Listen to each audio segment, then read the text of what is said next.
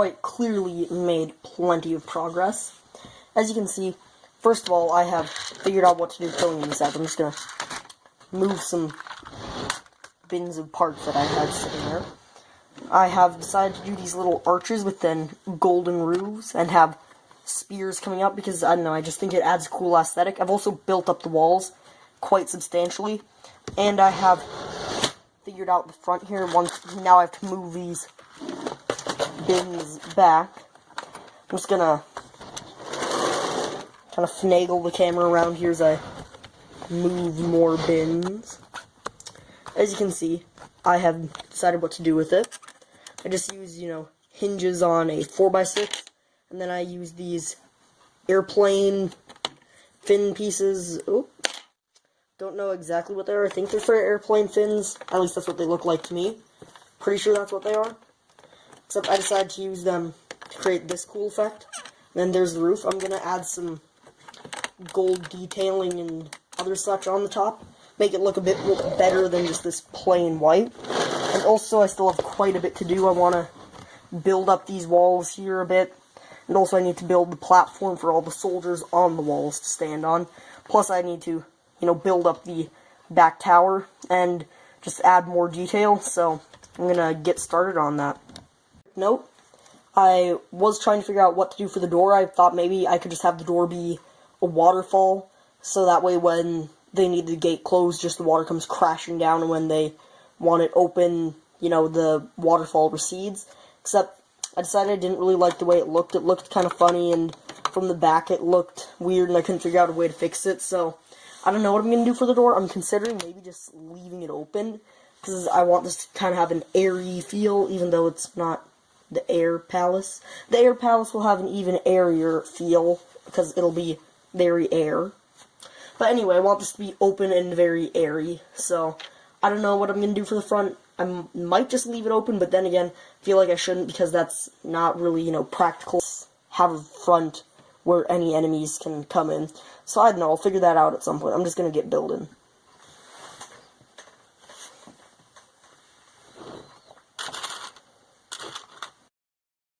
The next day since the last time I recorded, and as you can see, I have made a decent bit of progress, especially on the detailing of the roof here. Each side is just a mirror image. I did put these tridents on here, and they're kind of just set on there. I want to find some way to attach them, but yet again, not use overly large clips and keep them, fairly flat against that. I'm going to figure out something there. I've also built a bit over here in kind of the central area. I'm just going to have to kind of pick up the camera. Can't get the camera stand there. As you can see, I have two columns with then kind of a mini column in between with some gold detailing. I'm also going to figure out what I want to do on the roof there. So I think I'm going to figure out how to attach these, and then I'm going to do the roof, and I'll get back to you. These more properly with clips, but the main big thing that I spent like the last half hour on is this.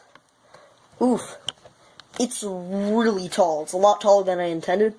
I used some jumper plates to make this, because this is 2 wide, so I used jumper plates to make it 3 wide, so that way I could have better centers.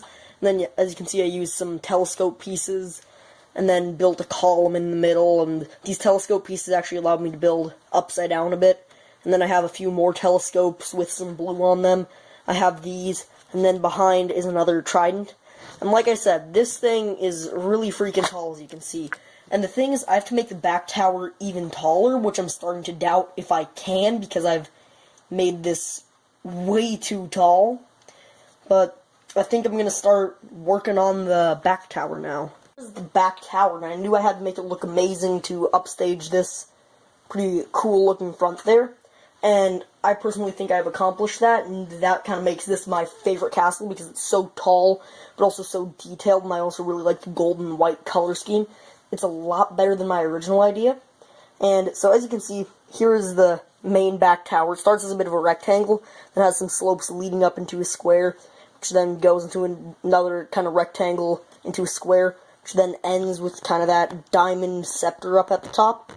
And just a quick note, all these little kind of goblets around with just what appears to be some water in it, I imagine that is kind of like magical water that provides light for the castle, as well as some of the other little blue studs scattered all around. And I think this turned out really great. There's another one of those in there. And, yeah, I knew I had to make this look really awesome to upstage the one in front. And even though I don't think it's as detailed as some of this here, with some of the weird building techniques I did with those telescopes, I still think this is really amazing looking. And I think that's where I'm going to call it for the second episode. Some things that we're going to be doing in the third episode is, first of all, I figured out how I'm going to make them have a gate. They're not going to have an actual gate, it's just going to be a drawbridge leading to the rest of the bridge, so I need to build all that, as well as do some decoration on the inside and build some stuff on the walls. Anyway, I think that's it for the second episode here. Bye.